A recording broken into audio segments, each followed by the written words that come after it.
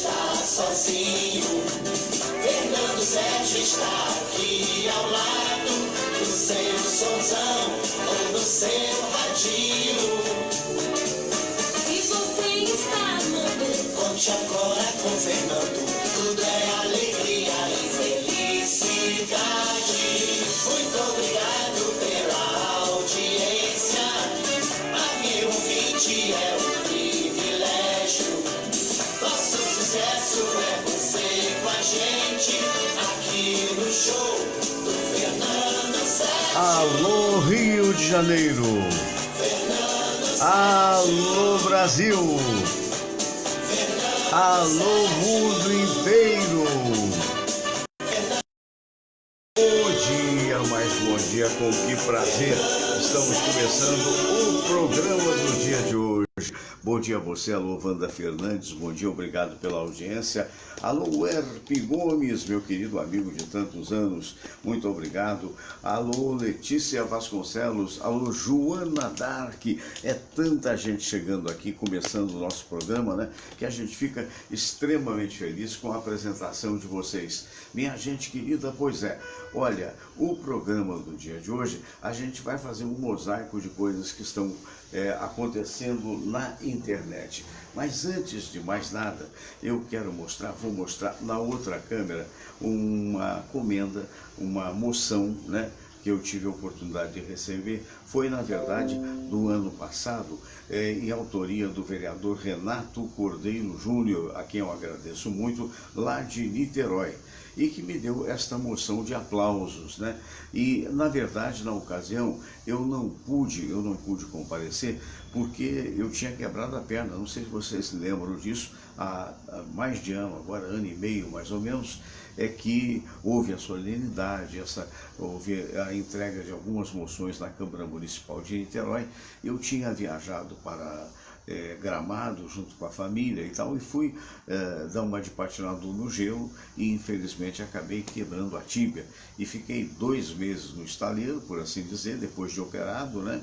E 5 meses de fisioterapia. E aí, na ocasião, a minha querida sobrinha, a Monique Leonel, foi quem recebeu.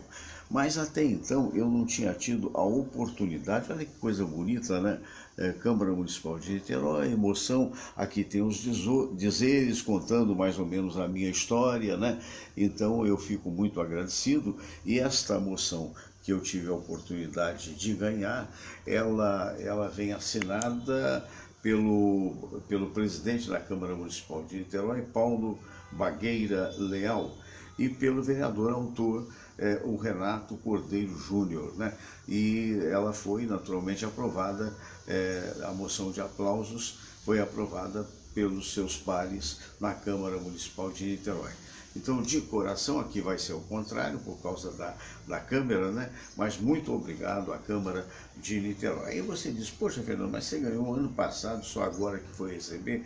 Na verdade, era por falta de oportunidade mesmo, que esta moção foi tão gentilmente entregue à minha sobrinha lá de Niterói, em Itaipu, a Monique, e a gente ficou até de ir lá receber, e só tivemos oportunidade de ir agora recentemente. Mas, de qualquer maneira, ao vereador Renato Cordeiro Júnior, ao presidente da Câmara de Niterói, Paulo Bagueira Leal, a Monique Leonel também, minha sobrinha querida, que recebeu em meu nome, muito obrigado, mas muito obrigado mesmo. Isso só aumenta a nossa responsabilidade.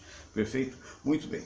Eu queria dizer que este programa é uma oferta das espadascatana.com.br, são autênticas espadas samurai, você as recebe em casa na medida da sua encomenda, basta você acessar o site espadascatana.com.br, espadascatana.com.br, perfeito?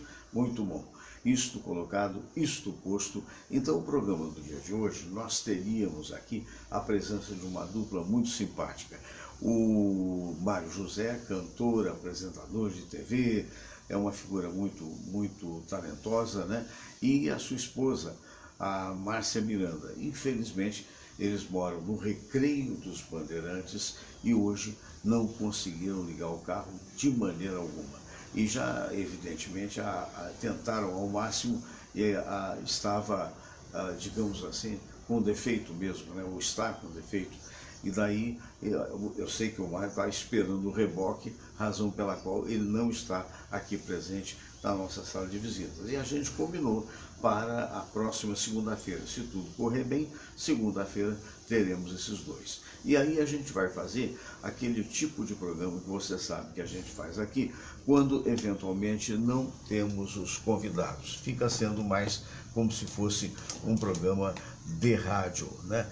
E nós vamos aqui chamar e pedir licença a você para trazer algumas pessoas muito emblemáticas, pessoas que representam algo de bom em termos de internet. E pedir licença a elas também para poder apresentar, digamos, as coisas que estão acontecendo e, sobretudo, ter a oportunidade de preencher esta hora com atrações extremamente inteligentes, né? Então, nós vamos agora, por exemplo, fazer essa informação.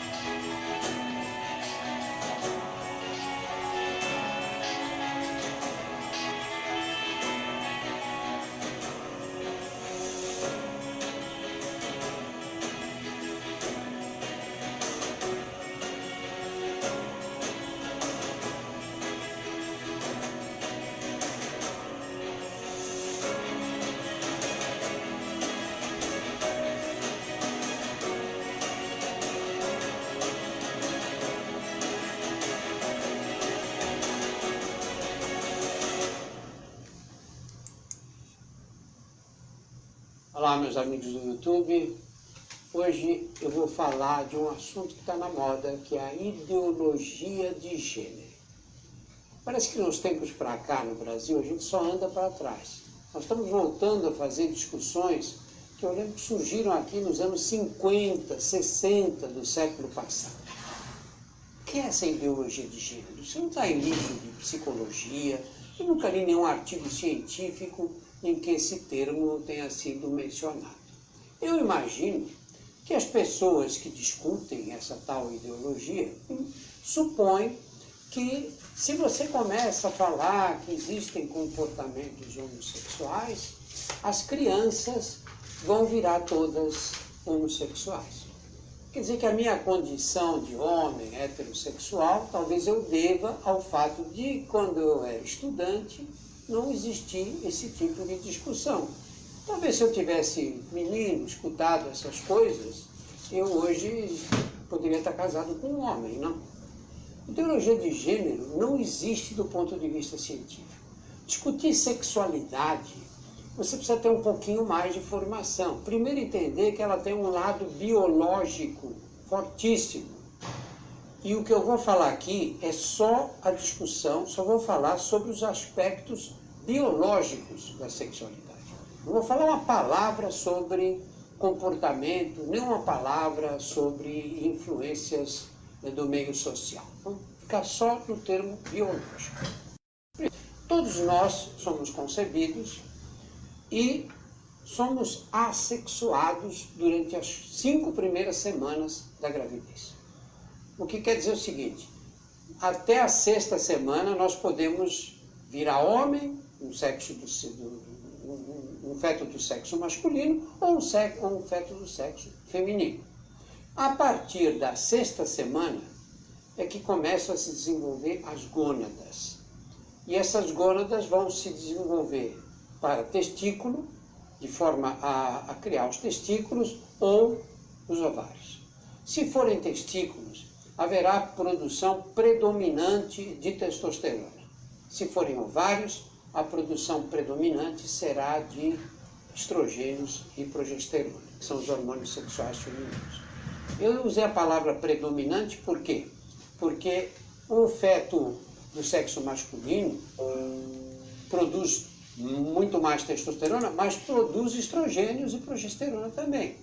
Nós, adultos, o homem produz testosterona, mas também produz hormônios femininos. E as mulheres vão produzir também um pouquinho de testosterona. Então já tem que haver um equilíbrio aí. E esse equilíbrio é muito delicado, porque envolve não só o hormônio, como envolve as células, porque esses hormônios vão agir no corpo todo, inclusive no sistema nervoso central. O menino cresce com a influência dos hormônios no cérebro, e a menina também, no cérebro que está em formação. Essa complexidade, esse equilíbrio, é um equilíbrio que é mantido de uma forma que não é padronizada. Cada um vai ter esse equilíbrio mantido com quantidades diferentes, concentrações diferentes dos hormônios. Esse é um lado da questão. Então, se a gente discute a questão hormonal, vê que não é tão simples assim. O menino tem testosterona, a menina tem estrogênio e progesterona. Não é bem assim. Se nós vamos pensar, então vamos usar outro critério para definir a sexualidade. Menina é XX, menino é XY. Os cromossomos na menina são XX, no homem XY. Ótimo. O que quer dizer mais ou menos que o menino usa azul, menina cor-de-rosa. Se fosse tão simples, tudo bem. Todos nós homens temos em determinados tecidos cromossomas XX de mulher.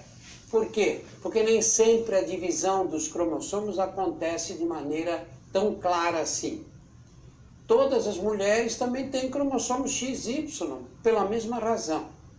Talvez você, minha amiga, não saiba, mas um feto masculino no útero de uma mulher libera células tronco, aquelas células totipotentes que se multiplicam, que atravessam a placenta.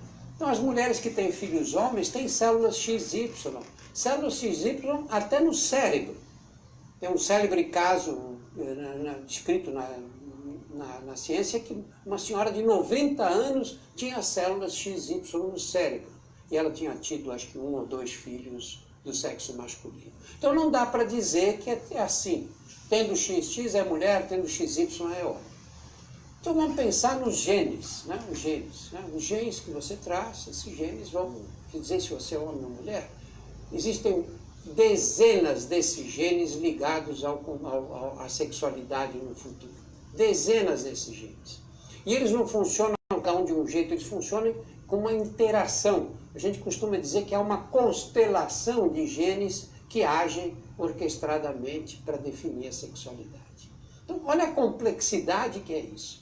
Como é que você pode, a partir daí, dizer, não, é o professor que fala de gênero, é ele que vai influenciar a criança? Idiotice, não é? Isso é cretinice, é repetir uma bobagem que não tem qualquer sentido. A sexualidade se impõe. Você, em algum momento, você que é heterossexual, em algum momento, você falou, não, agora eu preciso decidir. Eu vou ver se eu vou me transformar em heterossexual, ou vou me transformar em homossexual, vou tomar essa decisão. Aí eu sou heterossexual, mas como eu sou sem vergonha, vou virar homossexual. Você acha que é isso? A sexualidade se impõe, a homossexualidade se impõe da mesma forma que a heterossexualidade, não há diferença nenhuma. Quem é heterossexual é, quem é homossexual é, e acabou. É dessa forma que as coisas acontecem. Aí o que fazem alguns políticos? Eles pensam assim, bom, como é que a sociedade, a população não conhece, não tem esses dados, não tem informação científica para entender essa explicação que eu acabei de dar. Então, o que eu vou fazer? Vou dizer assim, eu sou defensor da família brasileira, eu não quero que falem da homossexualidade, porque o seu filho poderá virar homossexual. Isso é uma gente mal intencionada, eles são malandros, eles querem fazer de um jeito que pareça que dessa forma eles estão defendendo a família brasileira. Só que eles esquecem o seguinte, que dessa forma eles estão alimentando o preconceito contra os homossexuais. E o que quer dizer esse preconceito? Quer dizer que essas pessoas vão sofrer do ponto de vista social, vão ser achincalhados desde a escola primária. E essa tentativa de mostrar que os gêneros são diferentes, que as pessoas têm sexualidades, detalhes da sexualidade que são particulares a ela e que merecem o respeito de qualquer forma, isso fica esquecido. Isso é uma brutalidade que se faz com os homossexuais e com as meninas que são homossexuais. A sexualidade, nós temos pessoas que são heterossexuais 100% das vezes, pessoas que são homossexuais 100% das vezes, e nós temos nesse intervalo, temos uma gradação de comportamentos. O comportamento a gente pode controlar, o desejo não. Você é louco de vontade de comer um chocolate, você pode dizer, não vou comer. Mas você não deixa de ter o desejo. Para um homem ou para uma mulher heterossexuais, pode ter o desejo pela vizinha ou pelo vizinho. E você controla o seu comportamento, mas você não é impedido de se relacionar com outra pessoa do sexo oposto. O que se cobra dos homossexuais é que eles deixem de ter desejo pela pessoa do mesmo sexo, coisa que eles não conseguem, é impossível. E o que a sociedade, no fim, exige deles é que eles não se relacionem com outra pessoa do mesmo sexo jamais. Não dá certo isso. A homossexualidade existe desde que existe a espécie humana. Pois é, olha aí, nós tivemos o Dr. Drauzio Varela. Eu quero agradecer muito essa participação importante, né? No canal do Drauzio Varela, você encontra no YouTube, você encontra várias informações que são muito importantes, né? E o que ele falou, eu estou absolutamente de acordo. É realmente algo que a gente tem que parar de ter preconceito, porque uma pessoa pensa de forma diferente da gente. Esses políticos estão aí usando o temor das pessoas, da ignorância das pessoas, para ficar falando, oh, não, o cara vai virar, não, ou é ou não é. E isso é como é. A vida é assim, até entre os animais, né? Então, quem é heterossexual, como eu sou e outros tantos que eu conheço, serão sempre heterossexuais. homossexuais. No entanto, aqueles, como o Dr. Drauzio até explicou, que são, na verdade, homossexuais, continuarão a sê-lo. E ele até deixou uma gradação, como ele disse, tem várias gradações dentro da sexualidade. Então, há certas coisas que a gente tem que evoluir e não involuir. Infelizmente, no Brasil, nesse momento, estamos evoluindo muito até por preconceitos, digamos assim, religiosos muito arraigados e que, na verdade, eu não estou dizendo da religiosidade mais moderna, digamos assim, imperativa até. Eu estou dizendo daqueles mais antigos, mais rançosos e que trazem problemas e acrescentam problemas à humanidade. Bom, a nossa Márcia Miranda, muito gentil, explicando, ela e o Mário José não puderam aqui vir porque o carro quebrou. Isso acontece, realmente é chato, mas é uma coisa que acontece e quem sabe na próxima segunda-feira, como ela mesma disse, estaremos todos juntos aqui fazendo um programa em torno dessa dupla de amigos maravilhosa. Muito bem, o Fábio Bittel recebe os parabéns dela e os meus. Ontem foi aniversário do Fábio Bittel e o Fábio que diz o seguinte: o Brasil é país preconceituoso e hipócrita, é o mais hipócrita do mundo, tem muita mente fechada e tacanha. Muito bem, olha só, nós vamos agora passar para você aquele momento que sempre a gente tem aqui no programa, que é o momento de oração, né? E depois então a gente segue no programa do dia de hoje. Vamos todos rezar a prece de Cáritas e depois a oração ecumênica que um dia Jesus nos ensinou. Deus nosso Pai, que sois todo poder e bondade, dai a força àqueles que passam pela provação. Dai a luz àquele que procura a verdade. Põe no coração do homem a compaixão e a caridade. Deus, dai ao viajor a estrela guia, ao aflito a consolação, ao doente o repouso. Pai, dai ao culpado o arrependimento, ao espírito a verdade, à criança o guia, ao órfão o pai. Senhor, que vossa bondade se estenda sobre tudo o que criastes. Piedade, Senhor, para aqueles que não vos conhecem. Esperança para aqueles que sofrem. Que a vossa bondade permita aos Espíritos Consoladores derramarem por toda parte a paz, a esperança e a fé. Deus, um raio, uma faísca do vosso amor pode iluminar a terra. Deixai-nos beber nas fontes dessa bondade fecunda e infinita, e todas as lágrimas secarão, todas as dores se acalmarão. Um só coração, um só pensamento subirá até vós, como um grito de reconhecimento e de amor. Como Moisés sobre a montanha, nós vos esperamos com os braços abertos, ó bondade, ó beleza, ó perfeição. E queremos de alguma forma alcançar a vossa misericórdia. Deus, dai-nos a força de ajudar o progresso a fim de subirmos até vós. Dai-nos a caridade pura, dai-nos a fé e a razão, dai-nos a simplicidade que fará de nossas almas o espelho onde há de se refletir a vossa santa imagem.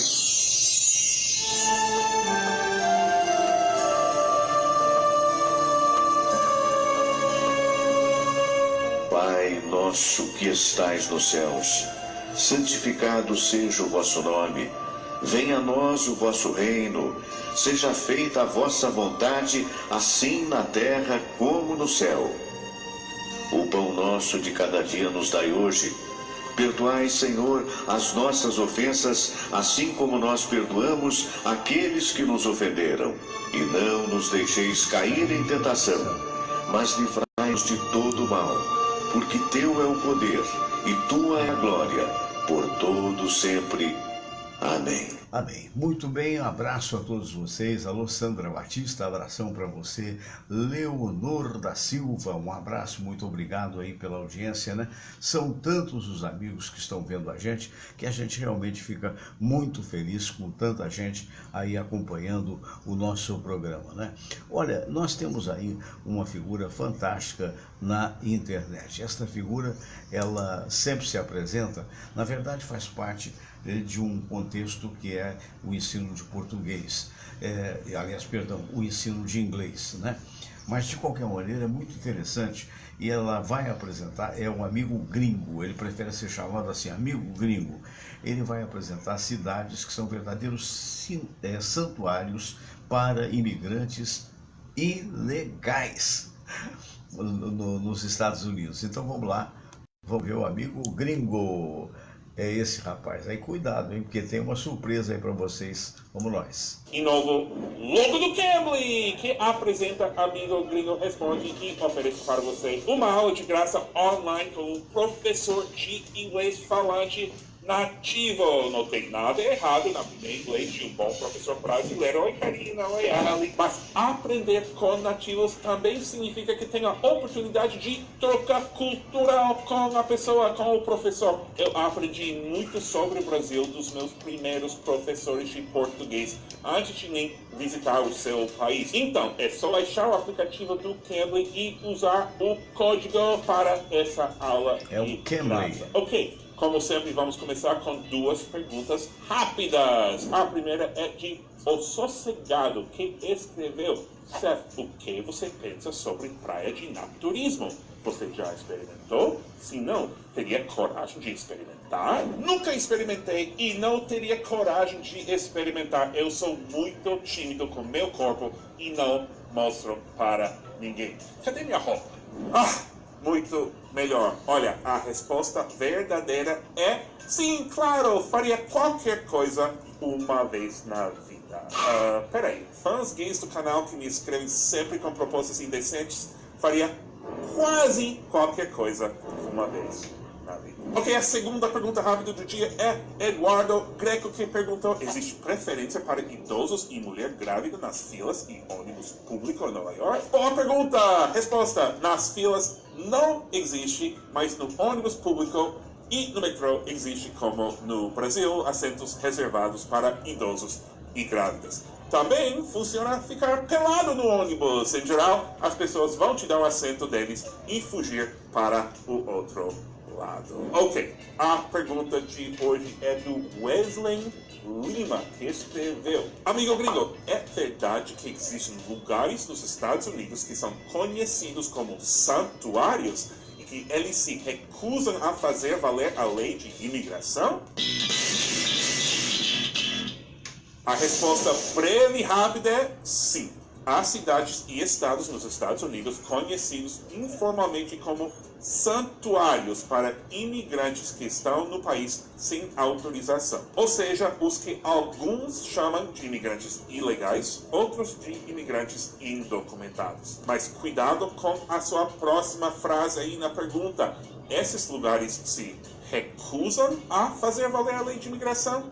Não é exatamente isso. A lei de imigração vale em todos os Estados Unidos. A pergunta não é onde vale a lei ou se vale a lei, mas quem nessa cidade ou estado tem a responsabilidade de fazer valer. Eu, pessoalmente, conheço muitos brasileiros indocumentados e eu não tenho nenhuma responsabilidade de fazer valer a lei. Sou cidadão comum. Eu posso, se eu quiser, é só eu ligar para a ICE, a agência Immigration and Customs Enforcement, ou seja, meio a polícia de imigração, mas eu não preciso fazer isso. É minha escolha. E tem algumas pessoas que nem são permitidas fazer isso. Por exemplo, um professor em qualquer escola pública dos Estados Unidos não pode denunciar um aluno indocumentado à ICE. A escola nem pode pedir documentos sobre o estado migratório dos alunos, ou seja, agentes do governo,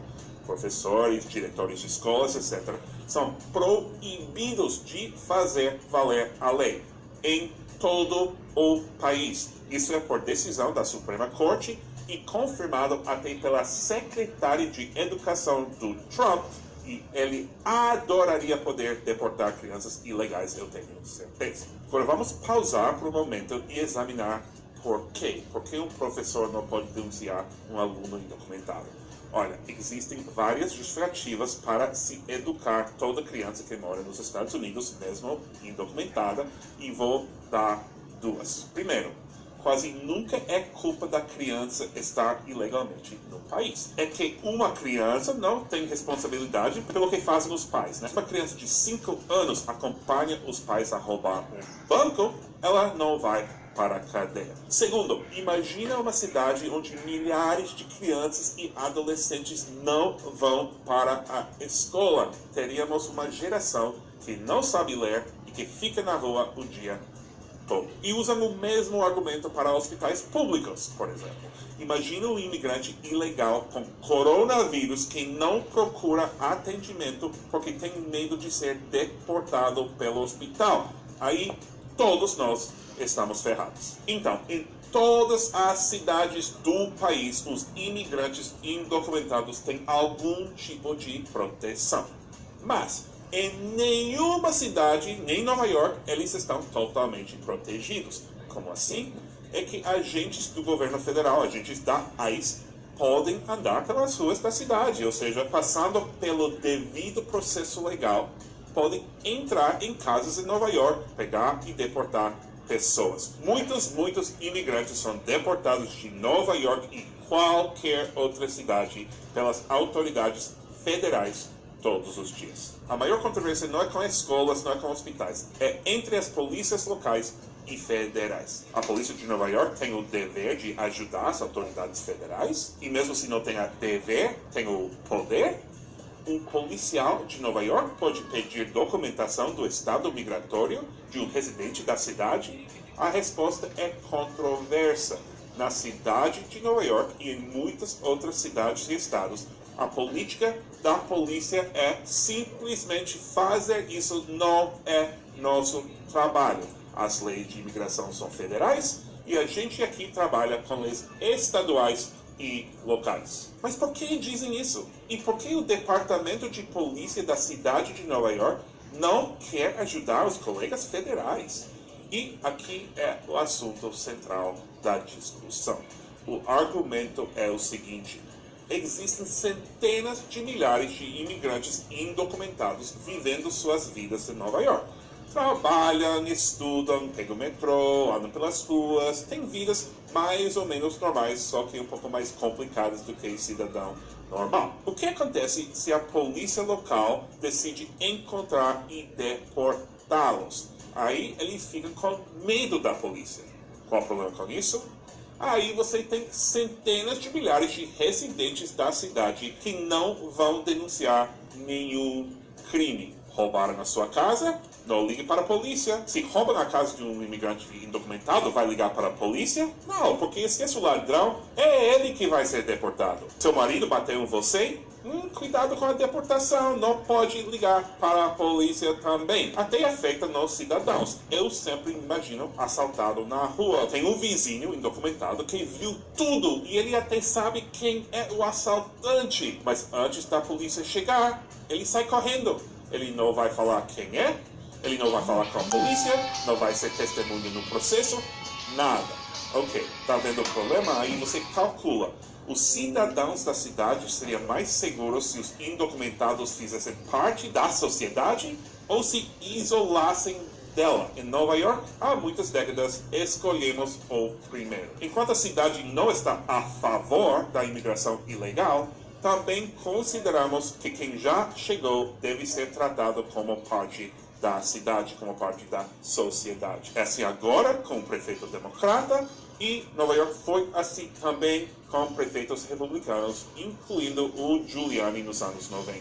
Mas tem outro aspecto ainda mais controverso. O que fazer quando a polícia detém algum suspeito? Vamos imaginar um sujeito acusado de roubar uma loja. A ICE, a agência do governo federal, tem acesso à lista de réus da cidade de Nova York e percebe que o cara é um imigrante indocumentado. Aí o que fazer? No caso de Nova York, cidade santuária, mesmo se a pedir para entregar esse imigrante, a polícia de Nova York sempre recusa.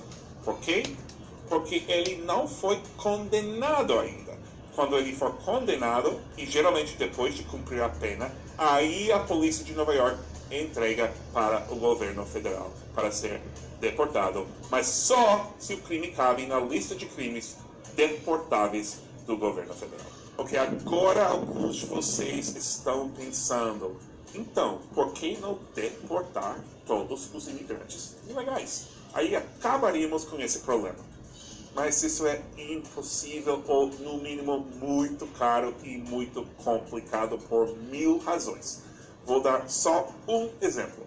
O que fazer com uma família na qual os pais são imigrantes indocumentados e as crianças nascidas nos Estados Unidos são cidadãos americanos? Vai deportar os pais e deixar as crianças sozinhas? É que não pode deportar um cidadão americano. Aí o Estado teria milhões de crianças para cuidar. E nem quero pensar em como o governo encontraria e deportaria os milhões de indocumentados. Com certeza é só com exército nas ruas que faz isso, o que causa violência inevitável e possivelmente muitos erros, muitos cidadãos sendo deportados por falta de identificação ou algo. Agora, também com isso vem o problema econômico que resulta da perda desses milhões de trabalhadores. É possível deportar todo mundo? É, mas nenhum político estaria disposto a assumir essa responsabilidade. Muito bem, aí o amigo gringo, né, que você curtiu aqui no nosso programa, um programa hoje diferenciado, né? Minha gente querida, olha, eu vou trazer para você, falei com a Márcia Miranda hoje, né, quando ela me informou que não poderia vir no programa do dia de hoje, em função do carro dela que deu defeito. Eu espero que as coisas se resolvam, né, e que segunda-feira ela esteja conosco. Falei, Márcia, eu posso tocar um trecho do programa Entre Estrelas, da TV de Petrópolis, com Mário José? Ela fique à vontade, ela é a diretora do programa. Então eu selecionei uma parte muito simpática, muito bonita, onde o Mário José, que também é cantor e tal, compositor, ao lado da Márcia Miranda, ele trouxe no programa dele o Marcos Mourão, um cantor tradicional aqui do Rio de Janeiro, de muitos anos, e também o Alexandre Veloso. Então eu vou mostrar aqui para vocês esse trecho em que eles cantam uma das músicas emblemáticas que fez muito sucesso num passado não muito distante, com o nosso querido Marcos Mourão. Deixa eu só ajeitar a tela aqui para que tudo aconteça, né? Porque hoje realmente está sendo um programa diferente, mas espero que você esteja gostando. Alexandre Veloso, vamos cantar uma musiquinha aí. Fica do lado de cá aqui do seu amigo, vou ficar aqui no canto aqui de cá, vamos lá. Ih, ele vai ficar no meio, né? Mudou tudo, vamos embora.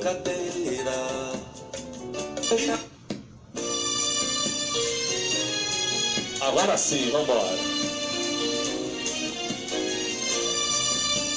E tudo nasceu de brincadeira. Tudo nasceu de brincadeira. Nas cordilheiras da ilusão. Veio num vento sem destino e amor menino fez paixão.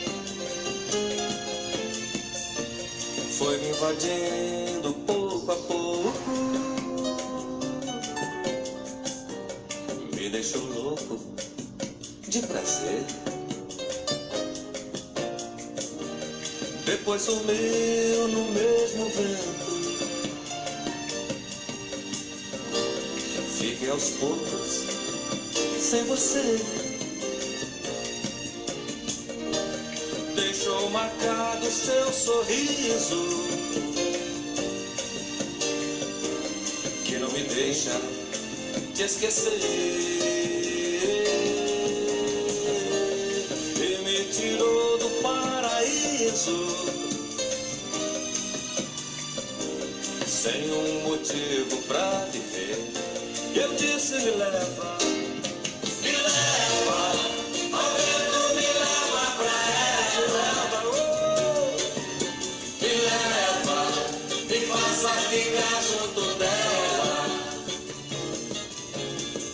desse amor que eu preciso e não posso esquecer. Eu faço de tudo no mundo pra não te perder. Eu disse me leva, oh, me leva, ó vento me leva pra ela.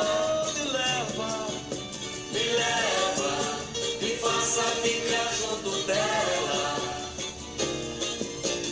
É desse amor que eu preciso e não posso esquecer. Eu faço de tudo no mundo pra não lhe perder. Mas tudo nasceu de brincadeira. Nas cordilheiras da ilusão, veio num vento sem destino e amor menino fez paixão, foi me invadindo pouco a pouco, me deixou louco de prazer. Depois sumiu no mesmo vento, fiquei aos poucos sem você. Deixou marcado seu sorriso, que não me deixa te esquecer. E me tirou do paraíso, sem um motivo pra viver. Eu disse me leva, ó vento me leva pra ela. Me faça ficar junto dela. É desse amor que eu preciso e não posso esquecer. Eu faço de tudo no mundo pra não lhe perder. Eu disse me leva, ó vento me leva pra ela. Que delícia, né? Que delícia, Mário José, o Alexandre Veloso e o Marcos Moran, sucesso do Marcos Moran no programa Entre Estrelas, que acontece em Petrópolis, né, de responsabilidade e direção da Márcia Miranda. Eu quero mandar um abraço grande também para o meu querido amigo Jorge Trigo, lá em Portugal. Alô, Jorjão, abraço grande, aplausos para você, meu amigo. O Marco Silva, Brasil, estamos chegando. Tá certo, meu amigo Marco Silva, dizendo que entrou o horário de verão lá nos Estados Unidos agora. Então, quando ele mandou, eram na verdade 6h41 nos Estados Unidos, agora 6h43, ou seja, 18 minutos aproximadamente para as 9 horas aqui no Brasil. Valeu, Marcão, isso é que é música, é verdade, foi o comentário que ele nos colocou. Agora eu vou trazer para você uma curiosidade muito grande, realmente muito grande. Está hoje na internet e a gente vai repassar para você as 11 estradas mais perigosas do mundo. É um negócio impressionante. Deixa eu só mudar aqui a tela para você. Hoje a internet está funcionando direitinho, mas é assim mesmo, né? Dependendo do tempo ela funciona bem ou não. Então vamos a esse mini documentário a respeito das estradas mais perigosas do mundo. Nosso Marco Silva, que gosta muito de dirigir e que já está a caminho do Brasil, com certeza vai estar interessado em ver esse mini documentário, as 11 estradas mais perigosas e interessantes do mundo. Todos sabemos que os carros são os líderes de acidentes entre todos os meios de transportes.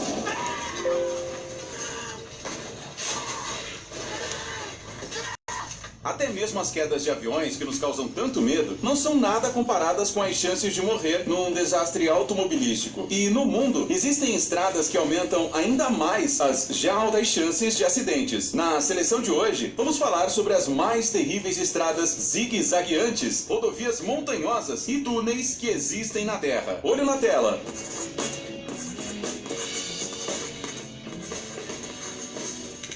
Estradas na água.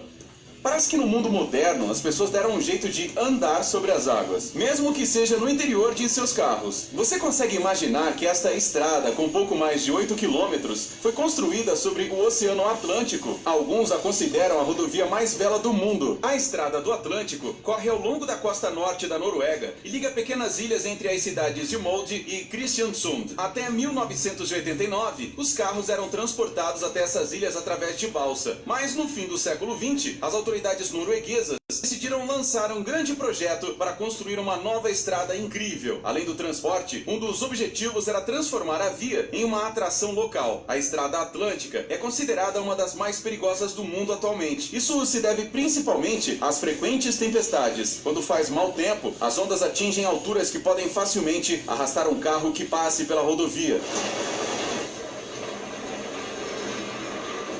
Outra estrada incrível e ainda mais perigosa é a chamada Passage du Gois, na França. Ela conecta a parte continental do país com a ilha de Noirmoutier. Ela foi construída no século XVIII e seu comprimento é de mais de 4 quilômetros. A coisa mais interessante sobre esta estrada é que ela funciona apenas algumas horas por dia, durante a maré baixa. O resto do tempo, ela fica completamente coberta de água, a uma profundidade de 2 a 4 metros. A Passage du Gois tem seu próprio site, onde os viajantes podem saber melhor sobre a maré cheia e a maré baixa no local. No entanto, às vezes, a água pode subir muito rapidamente e os turistas podem acabar perdendo a noção do tempo. Todos os anos, vários viajantes acabam ficando presos nesta estrada.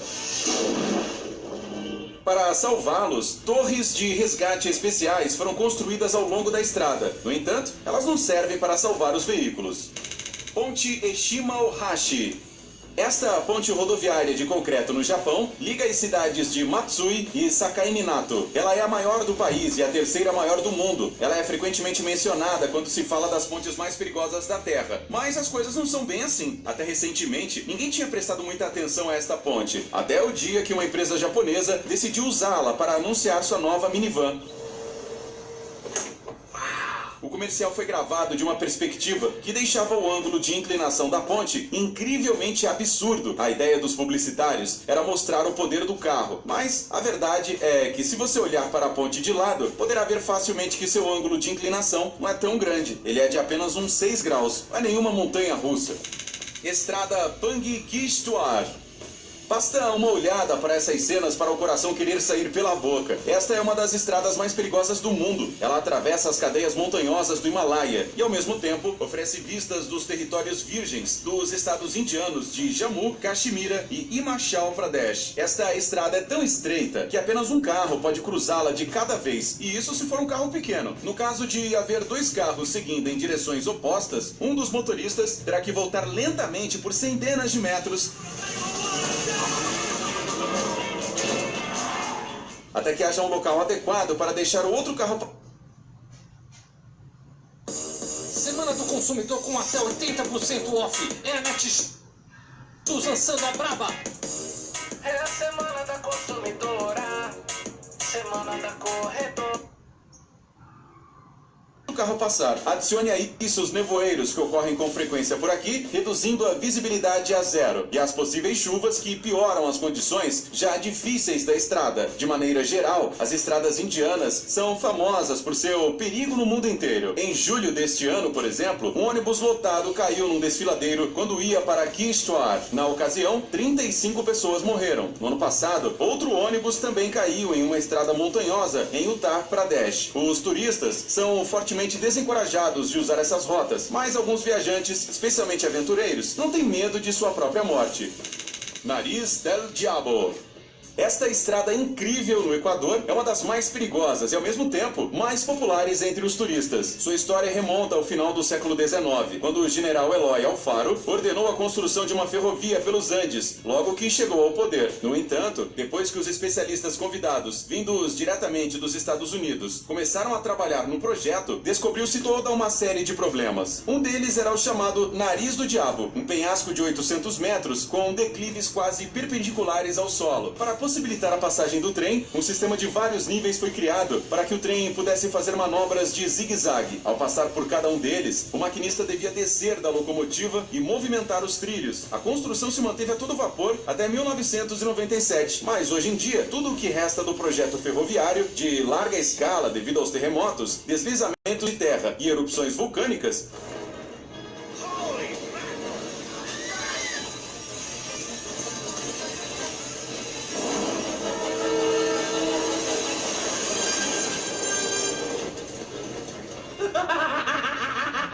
é um fragmento de apenas 12 quilômetros. As viagens ao Nariz do Diabo são uma atração popular para os turistas que chegam ao Equador. Além da adrenalina, o passeio certamente oferece aos viajantes a vista de magníficas paisagens montanhosas. Passo do Estelvio. Alguns motoristas brincam que esta estrada é um espaguete nas rochas. Ela está localizada nos Alpes, no norte da Itália. De acordo com o ex-apresentador do lendário programa Top Gear, Jeremy Clarkson, esta é a melhor estrada do mundo no quesito prazer de dirigir. O comprimento do passo é de mais de 40 quilômetros. Graças à sua natureza pitoresca e sinuosa, a estrada foi escolhida várias vezes para algumas etapas da famosa corrida de ciclismo Giro d'Italia. Imaginem só, esta estrada tem cerca de 75 curvas fechadas. Isso pode ser muito perigoso para os motoristas iniciantes, mas os mais experientes não devem ter nenhum problema para viajar pelo Passo do Estelvio. Além disso, a largura da estrada é suficiente para que 2 carros passem tranquilamente. Agora, uma pergunta lógica: por que os engenheiros decidiram dar à estrada uma forma tão zigue-zagueante? É claro que isso não foi apenas por diversão. Se a estrutura fosse mais simples, algumas seções da estrada poderiam simplesmente deslizar com seu próprio peso, especialmente nos meses de neve. Rodovia Sichuan-Tibete. Outra estrada perigosa está localizada na China. Ela serpenteia as montanhas e atravessa rios e desfiladeiros pelo caminho. Ela foi construída há 64 anos. A neve cobre a via não só por 2 meses por ano. O resto do ano, a neve pode criar aqui muitos quilômetros de congestionamento que, às vezes, não se movem do lugar por vários dias. Especialistas dizem que durante períodos de maior tensão, quando os engarrafamentos na estrada atingem seu pico, são registrados conflitos entre os motoristas, roubos e outros problemas do tipo. Além disso, deslizamentos de terra e avalanches de pedra não são incomuns nesta região. E não se esqueça da falta de oxigênio. Sua quantidade é 2 vezes menor aqui do que no sopé das montanhas. Estrada da Morte na Bolívia. A Bolívia é conhecida por seus contrastes, incluindo os topográficos. Nesta área existem planícies e territórios de terras altas. Combiná-los não é muito fácil. A primeira estrada que tentou fazer isso foi a rodovia Yungas. Ela é mais conhecida como a Estrada da Morte. Stop there!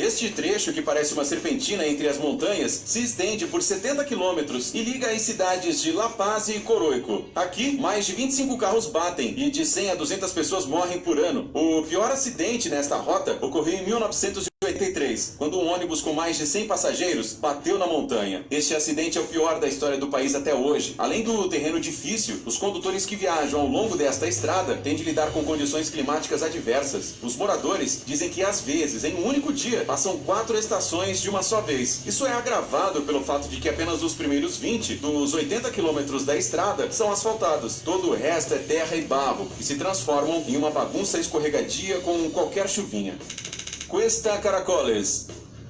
A passagem pelos Andes entre o Chile e a Argentina foi apelidada de Estrada do Caracol. É bastante óbvio que o nome da rota foi dado, principalmente por causa da forma sinuosa da estrada, e lembra um pouco o contorno da concha de um caracol. Mas o nome também se deve às curvas fechadas, que faz com que os que escolham esta rota tenham que se mover praticamente na velocidade de um caracol. Esta estrada também é considerada uma das mais perigosas do mundo. Isso não é só por causa de suas curvas, mas também porque não possui cercas de proteção. Apesar disso, a estrada não só atrai os loucos por adrenalina, mas também é constantemente usada para transportar mercadorias do Chile para a Argentina. No entanto, no inverno, a pista é geralmente fechada. As camadas de neve e gelo tornam o trânsito pela via, que já é perigoso, em algo quase impossível.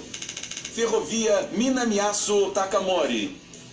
À primeira vista, ao ver essa estrada, você provavelmente pode pensar, como ela veio parar nessa lista? Ela não parece nada especial, se não fosse por uma coisa. Essa ferrovia foi construída pelos japoneses diretamente nos restos da cratera destruída do vulcão ativo Aso. Apesar de que hoje em dia ele é considerado quase inativo, todos sabem que o comportamento dos vulcões é imprevisível. Às vezes, vulcões que foram considerados adormecidos durante muitas décadas despertam de repente e acabam com dezenas de vidas humanas. Em 2016, por exemplo, o vulcão Aso se enfureceu, depois de um longo período de calmaria. Naquela ocasião, os passageiros dos trens puderam observar durante a viagem as emissões do vulcão, cujas alturas alcançaram os 100 metros. Túnel Goliang. E por último, temos imagens incríveis de um túnel chinês localizado na província de Henan. This tunnel is an amazing piece of road.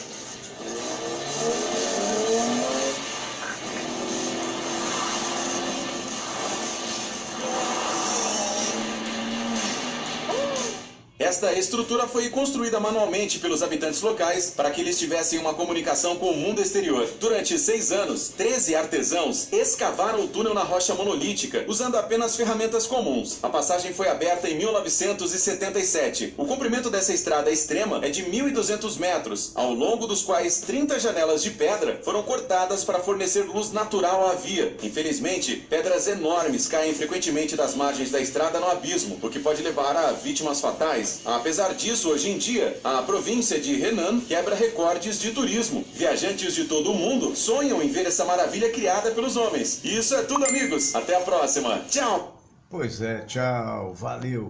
Eu espero que vocês tenham gostado do programa do dia de hoje. Foi um programa diferenciado, trazendo algumas das informações da internet, né?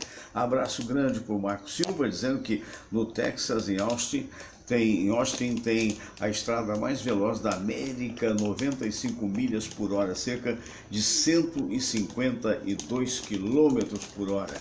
Olha só, não é fácil não. Abraço para o nosso mestre Isaías Laurentino Nascimento, abraço a todos os amigos que viram o programa do dia de hoje e amanhã estaremos de volta aqui com os nossos convidados. Fraterno abraço, fiquem com Deus, namastê.